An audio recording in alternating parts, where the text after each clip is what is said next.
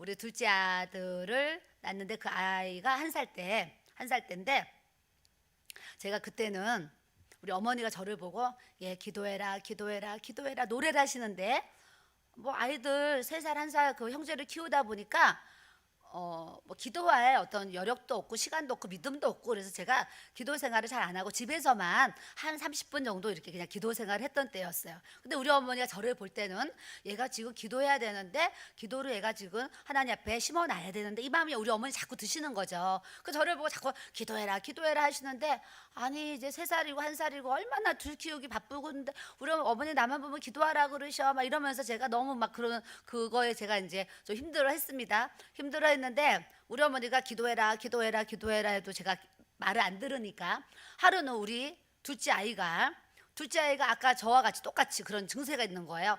열, 기침, 콧물이 나는데 6개월을 감기가 안 낫는 거예요. 그래서 제가요 그때 마포에 살았는데 동네 병원 한 10군데를요 10군데 소아과를요 6개월 동안 매일 다녔어요.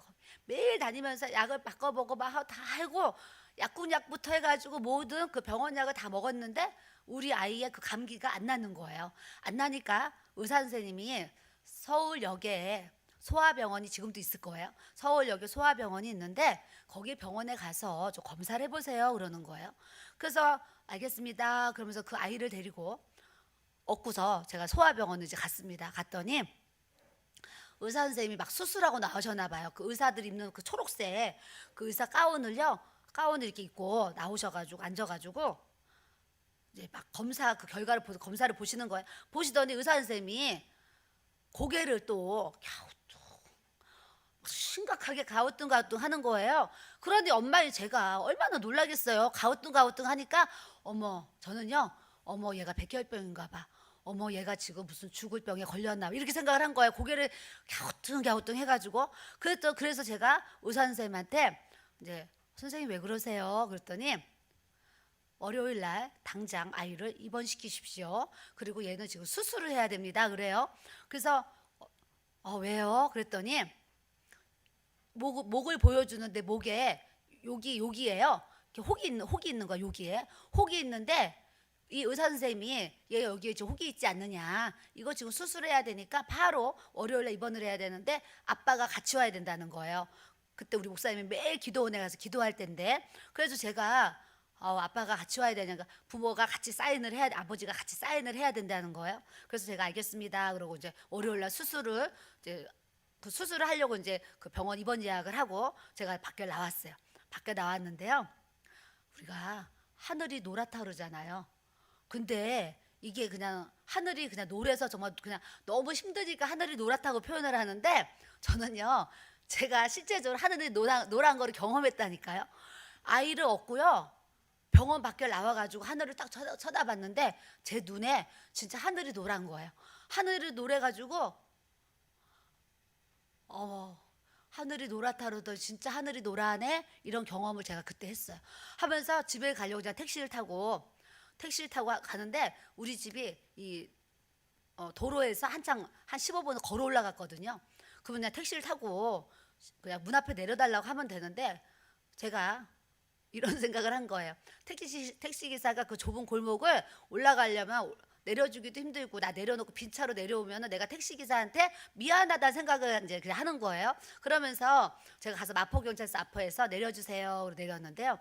제가 몸이 약해가지고 아이를 얻고 한 번도 거기서 맨 땅에서 우리 집 꼭대기까지 애를 얻고 올라가 본 적이 없어요. 이렇게 얻고서 나는 그런 체력이 안 되는데 아이가 무슨 죽을 병에 걸렸다고 하니까 이 초능력이 나타나는 거예요.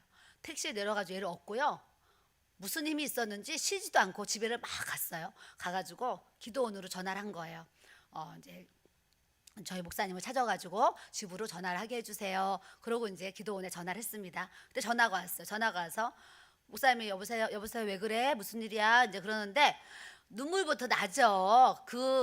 착잡했던 그 상황에서 남편이 여보세요 하면서 전화하니까 막 내가 엉엉 울은 거예요. 그래서 왜 그러는데 집에 빨리 오라고. 지금 이제 둘째 아이가 지금 병원에 가서 수술해야 된다니까 우리 목사님도 놀래가지고 강원도 기도원에서 막 이제 왔어요. 와서 밤에 왔는데 제가 막 남편이 오니까야 막 눈물이 더 나요. 그래서 제가 막 펑펑 울면서 막 엉엉 울었더니 우리 목사님도 뭐 아들이 병원에 입원해서 무슨 수술을 받아야 되니까 얼마나 놀랬겠어요.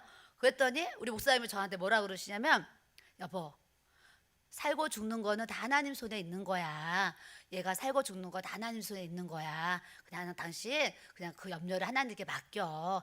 얘가 살고 죽는 거 하나님께 있는 거야. 주님께 맡겨. 그러는데 제 마음에 평안이 오는 거예요.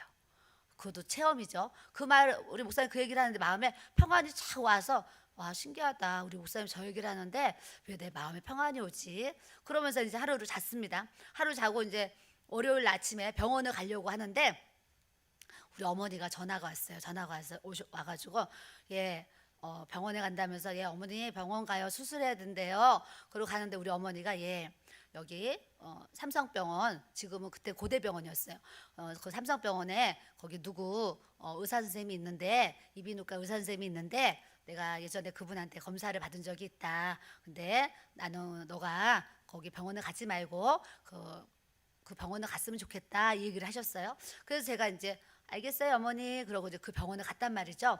가서 이제 처음 갔으니까 또 검사를 또 막 다시 해요. 다시 하는데 젊은 의사 선생님이 먼저 보고 연세 드신 이제 위에 의사 선생님이 또 나중에 봐요. 젊은 의사 선생님이 이렇게 보더니 아무렇지도 않게, 어머니 저한테 걱정하지 마세요. 이거 감기예요. 이러는 거예요. 그래서 제가, 아니 여기에 임파선에 혹이 있어가지고요, 어느 병원에서 막 지금 수술해야 된다고 그래가지고 막 얘기를 했잖아요. 아이, 걱정하지 마세요. 제가 볼 땐 감기입니다. 그래요. 그러고서 이제 그 대빵 의사 선생님을 만나러 또 들어갔습니다. 그때 의사 선생님이 내가 약 지어줄 테니까 일주일 먹고 나면 오지 말고 안 나면 오세요, 그러시는 거예요. 그래서 제가 아니 이게 무슨 일이야? 그러면서 이제 약을 받아가지고 왔어요. 와가지고 집에 왔는데 제 마음에, 우리 어머니가 나한테 그렇게 기도하라고 하셨는데 내가 기도를 안 해서 나에게 이런 인생에 진짜 문제가 생겼나 보다, 이런 생각이 제가 이제 들었어요. 들어가지고 그 약을 받아오고요. 그 다음날 처음으로 시집가서 처음으로 제가 새벽 기도를 간 거예요. 아이들 둘을 재워놓고 이제 그런 상황이 되니까 내가 하나님 앞에 기도를 해야 되겠다. 그래서 태어나서 처음으로 시집을 가서 이제 새벽 기도를 딱 가서, 우리 아버님이 이제 목사님이시니까 아버님이 새벽 예배 인도하시고 새벽 기도를 마치고 제가 이제 집에 돌아왔어요. 새벽 기도를 딱 마치고 집에 돌아와서 우리 아이의 몸에 손을 얹고 열이 있나 딱 만졌더니 어떻게 됐겠어요? 열이 없어진 거예요.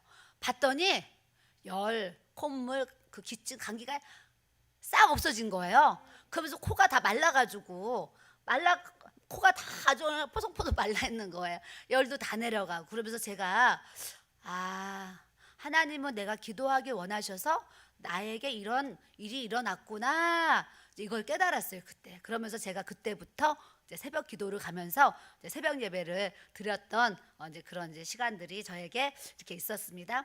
살다 보면 오늘 3절에 보니까 결혼식에 손님들에게 대접할 포도주가 너무 귀한데 이 포도주가 떨어지니까 이 혼인 잔치를 연 이 주인의 입장에서는 포도주가 떨어졌으니까 이분에게는 이게 이제 위기였던 거예요. 위기인데 이때에 어머니 마리아가 이제 하인들에게 너희들 예수님이 시키는 대로 이렇게 해라. 그랬더니 예수님께서 두세 통 드는 그 돌 항아리가 6개가 놓였는데 거기에다가 물을 채우라 그러신 거예요. 물을 채우라. 그래서 이제 하인들이 그냥 듣고 물을 갖다가 이제 부어서 6개 돌 항아리에 물을 쫙 채웠단 말이죠. 물을 쫙 채웠는데 보니까 그 물이 포도주로 싹 바뀌어 있는 거죠. 우리 인생에 이게 포도주가 떨어진 것처럼 인생에 어떤 위기가 왔을 때 예수님이 말씀하시는 대로 우리가 순종하면 이 물이 번에서 포도주가 되는 이 놀라운 기적 역사를 우리의 삶의 현장에서 우리 주님이 이 기적을 베풀어 주시는 줄 믿습니다.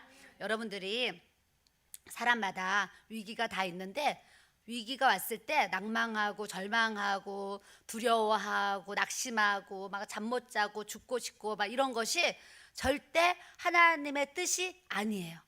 옆에 사람 보시고, 위기가 있을 때 내가 절망하는 것은 하나님의 뜻이 아닙니다. 네, 사람마다 위기가 있어요. 어떤 분은 남편 때문에 위기가 있고 애 때문에 위기가 있고 다 사람마다 그 위치에서 자기의 인생 위기가 있는데 포도주가 떨어진 것처럼 어떤 그 인생의 위기가 있을 때 그 위기를 통해서 예수님의 말씀을 받기 원하시고 예수님의 음성을 들어서 그분의 말씀을 듣고 순종할 때에 주님께서 이 놀라운 기적 역사를 우리의 삶의 현장에 베풀어 주시려는 하나님의 쌓이는 것을 여러분들이 꼭 아셔야 될 줄로 믿습니다.